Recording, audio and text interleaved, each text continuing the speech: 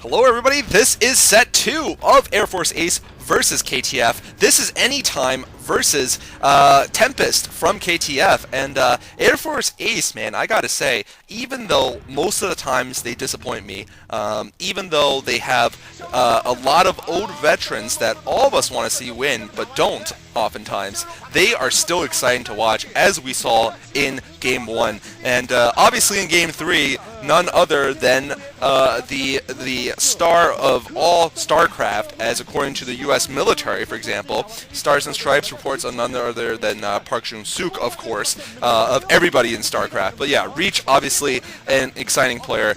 Nothing more needs to be said. Anytime, though, possibly has the best record of anybody on the Air Force Ace team right now. Anytime, of course, was a stellar player from before. He's gotten 1 OSL Gold under his belt, as Reach does also. And he's going to be facing Tempest, who's been struggling recently also. You know, after getting beaten around by a lot of players, I mean, he really just, he's gotten beaten around by, for example, Firebat Hero 2 seasons ago.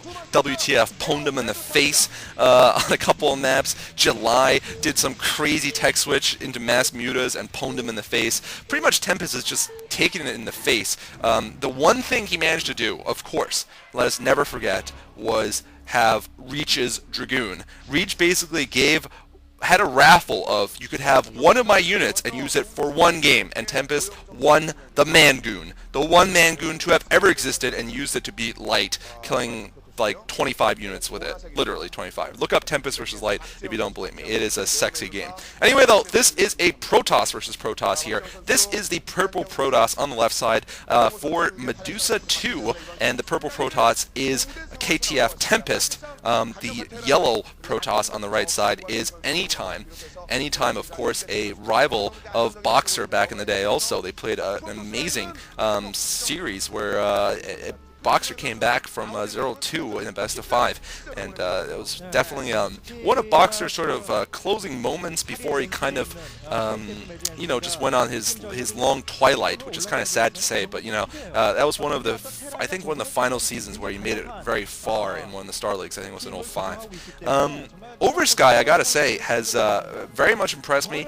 In the last 2 games he's played, he beat Flash, and he beat some guy called Modesty, which is not very impressive. But before that, in the previous 12 games before the last 2, he was 1-11.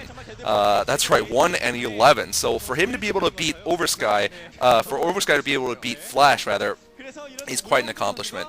And you know, I gotta have a lot of respect for the military people. I mean, in honesty, you know, other than Reach killing all the Somali pirates, South Korea right now, the Air Force has got to be pretty busy. There's North Korea to worry about, and North Korea just, you know, pulled out of the 5-party talks. They're threatening everybody to, you know, with their new missiles, and also, you know, rebuild our, you know, light water reactors, and gonna get me some yellow cake uranium and all that. Actually, no yellow cake uranium, but you know, anyway, so Air Force Ace still managing to pull wins is impressive, because I'm sure they're busy cleaning toilets for the airmen. But anyway, we've gotten 1 gate tech here from both players. 1 gate, 1 pylon, 1 core. I think from both players. I'm just going to call that right now. Actually, no, it's not. Sorry, I called it a little bit early. 1 gate core immediately for Tempest, and it's probably going to be a pylon first for Anytime. This map, of course, very good for Reaver drops, and we've seen lots of awesomeness with that from all sorts of players, including Reach. Of course, got to make my Reach references. Reach smashing Taza's face in a Protoss versus Protoss a couple of months ago. Looks like we got a probe going inside of Tempest's base here. It's going to get a scout for a long time, probably. And we'll see who decides to go what tech. Really, both players kind of have each other felt out right now. Really not too much going. We're just going to kind of be in a little a slow phase in the game here, but that's alright. We're going to see a Zealot actually coming in from Anytime. Interesting. Anytime. Oh man, look at this Tempest. Not even, his Zealot kind of did a double take there, and he's going to have to be careful not to lose a lot of probes. On the other hand, Anytime's Zealot's a bit late, and it doesn't look like he'll do anything. So that was kind of a waste for Anytime, unfortunately for him. He's got a second gateway up now, and also interesting enough, not researching range, but look at this, he's actually tricked a probe into the back of Tempest base.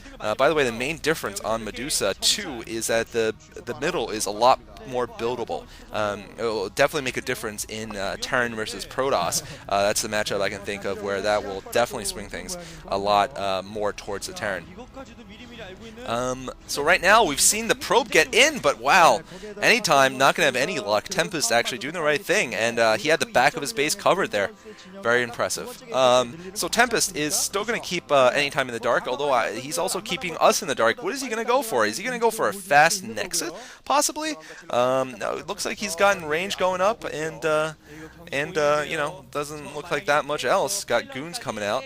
It looks like the pylon's going to be kept there by any time. Interesting. But that's alright. Anytime actually seems to have gotten lost with his Dragoons here. He's also gotten for 2-gate range here, basically. And now robotics facility. There's his next level of tech here. He's going to have to get this robotics facility, of course, because he didn't get a scout off.